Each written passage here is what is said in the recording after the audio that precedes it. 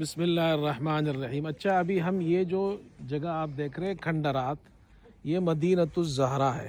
देखें जी, ये कुछ हिस्सा है, कुछ हम आपको ऊपर भी दिखाएंगे।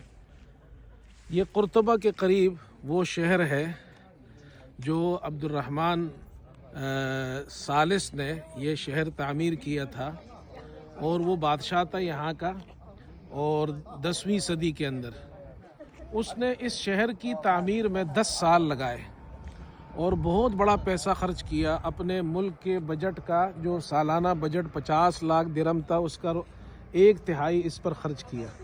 10,000 मेमार यहाँ पर काम करते थे और ये इमारत बनाई गई। खूबसूरत ये इमारत नहीं बल्कि ये पूरा शहर बनाया गया। ये बहुत बड़ा शहर था यहाँ पर, जिसके अंदर मस्जिद भी थी, जिसके अंदर जनाब क्या है महल थे, जिसके अंदर मेहमानों के लिए जगह थी, जिसके अंदर बाज़ार थे, फैक्ट्रियाँ थी, फ़ौजी छावनियाँ थी। एक बहुत बड़ा शहर तामीर किया, जिसका ख़ुलासा मैंने आपको बयान किया। और फिर उसके बेटे ने उसके बाद उसने भी इसमें फिर आगे हिस्सा लिया और इसको मज़ीद बढ़ाया। ये शहर तामीर हुआ, लेकिन अफसोस के साथ कहना पड़ता है कि फिर तामीर के 30-40 साल बाद ही ये शहर खंडरात में बदल गया। उसकी वजह ये हुई कि यहाँ पर फिर खाना जंगी शुरू हो गई और जो लोग थे वो तंग आ गए, तो उन्होंने इस शहर को ख़ुद लूटा, और लूटने के बाद इस शहर का फिर ये हाल बन गया। अब 1000 साल बाद पिछली सदी में 1910 में ये खंडरात दरियाफ्त हुए हैं, जो इस शहर का सिर्फ 11वां हिस्सा है। ये कुर्तबा के बिल्कुल सामने, ये देखें, ये सामने ये खूबसूरत तरीन हिस्सा है। ये शहर सामने है और ये इस तरफ ये दूसरा शहर बादशाह ने तामीर किया था।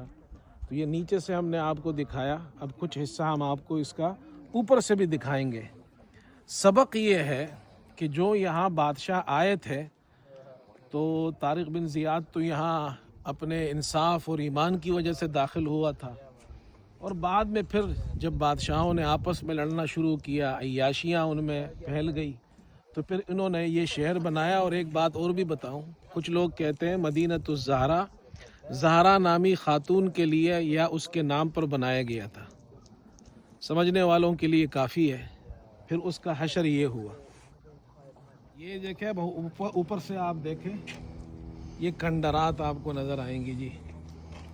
ये यहाँ का शहर था, और अब ये 1000 साल पहले ये एक बहुत बड़ा शहर था, खंडरात में बदल गया।